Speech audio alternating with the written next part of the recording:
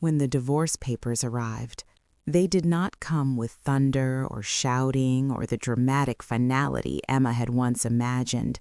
They arrived in a thin white envelope, slipped halfway under the door of her apartment like something ashamed to be seen. Emma stood barefoot on the faded carpet for a long time before picking them up. She already knew what they said. Knowing did not make them lighter. Emma was 43 years old, American, born and raised in a small town where marriages lasted because people stayed even when they were unhappy. She had not imagined her life unfolding like this, alone in a one-bedroom apartment, the hum of traffic below her window replacing the voice of the man who had once promised to stay. Her husband, Michael, had left 6 months earlier. He hadn't slammed the door, he hadn't yelled. That was almost worse. He had simply stood in the kitchen one morning, hands wrapped around a mug of coffee, and said, "I don't think I can do this anymore." At the time, Emma had nodded as if he were announcing a change in the weather. She did not cry until he was gone. Now, the apartment felt like a place borrowed from someone else's life. The couch was too big, the silence too loud, even the walls seemed to echo with what used to be there. Arguments that never reached resolution, laughter that slowly thinned, the steady erosion of intimacy that neither of them had known how to stop. Emma struggled with anxiety long before Michael left, though she rarely named it aloud. It lived in her chest like a tight knot, pulling tighter whenever the world demanded more than she could give. During the marriage, Michael had been a buffer between her and everything else, not a solution, just a presence. Now that presence was gone. Each morning, Emma woke before her alarm, heart already racing, mind already listing invisible dangers. She lay still, staring at the ceiling fan as it rotated lazily, counting each spin as if it could anchor her. Some days she did not move for an hour. The idea of standing, of becoming vertical, felt like stepping into a storm without an umbrella. When she finally did rise, she moved carefully, as if her body were fragile glass. The coffee maker gurgled in the kitchen, filling the room with a smell that reminded her of weekends long past when Michael would hum tunelessly while flipping pancakes. She no longer made pancakes. Cooking for one felt like a performance without an audience. Emma worked remotely as a copy editor for a small educational publisher. It was work that required precision, quiet, and long hours staring at words that were not her own. She used to enjoy it. Now it became another place where her anxiety hid. Every typo felt catastrophic.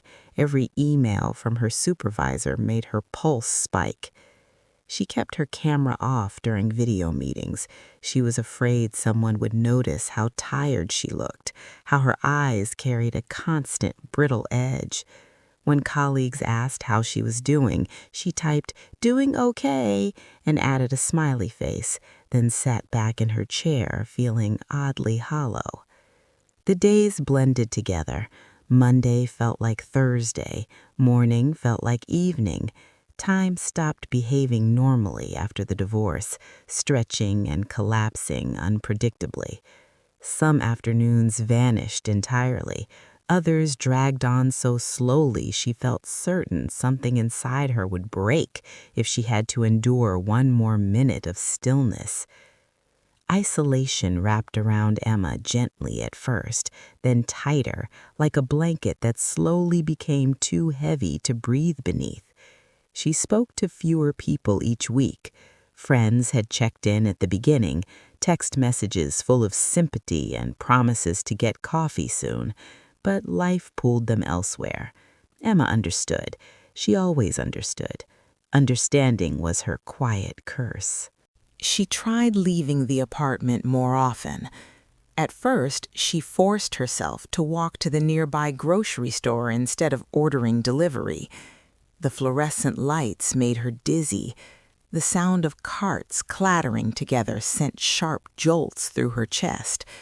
She stood frozen in the cereal aisle once, overwhelmed by choice, tears burning behind her eyes over something as trivial as oat flakes.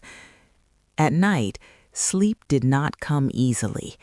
Emma's mind replayed the past relentlessly. Conversations she wished she had handled differently. Silences she should have filled. Signs she might have noticed earlier if she had not been so tired, so anxious, so afraid of rocking the boat. Michael had told her, near the end, that he felt invisible. "I'm right here," she had said then, panic rising. "I know," he replied. "That's the problem." Those words followed her into the dark now, echoing as she lay curled on her side, clutching a pillow that still faintly smelled like his cologne.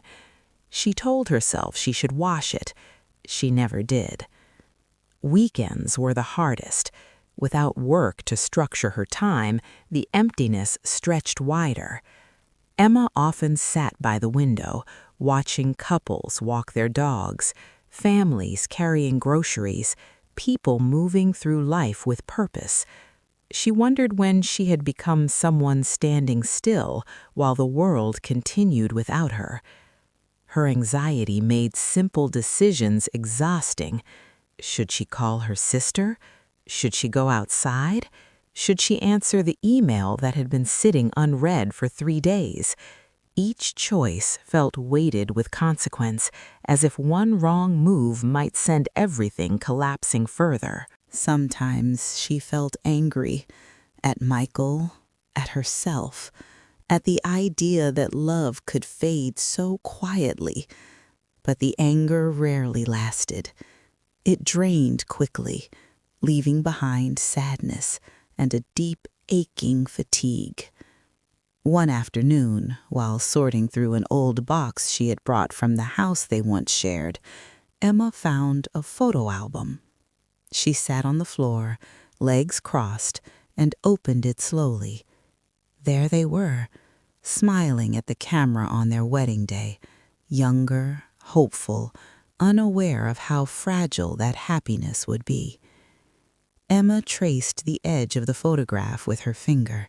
She remembered that day clearly, the warmth of the sun, Michael's nervous laugh, the way he had squeezed her hand and whispered, "We'll be okay."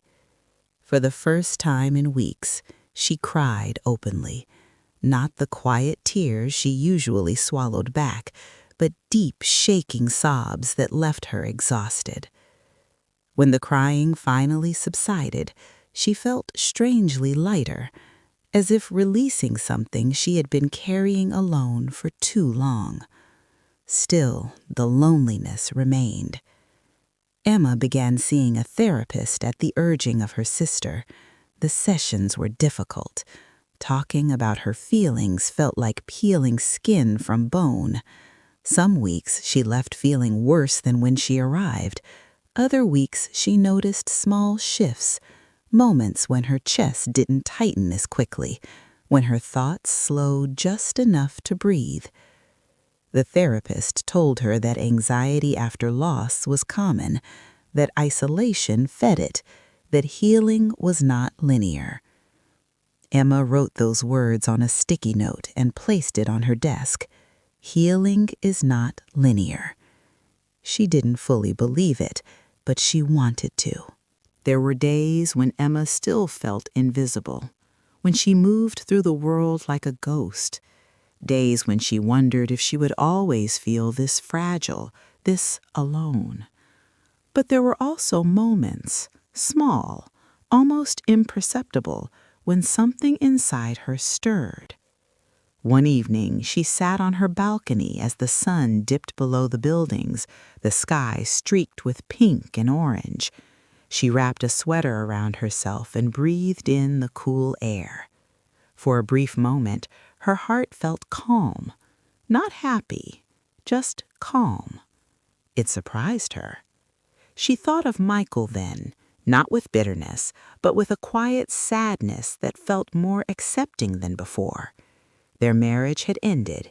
That truth would not change, but she was still here, still breathing, still capable of noticing a beautiful sky. Emma knew the road ahead would be long. Anxiety did not disappear overnight. Loneliness did not evaporate simply because one wished it so.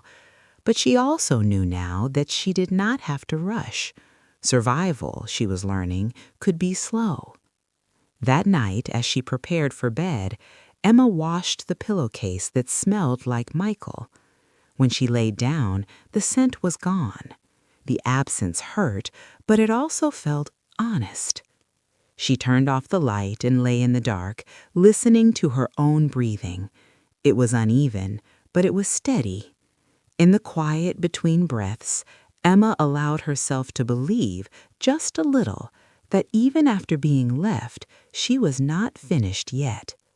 And for now, that was enough.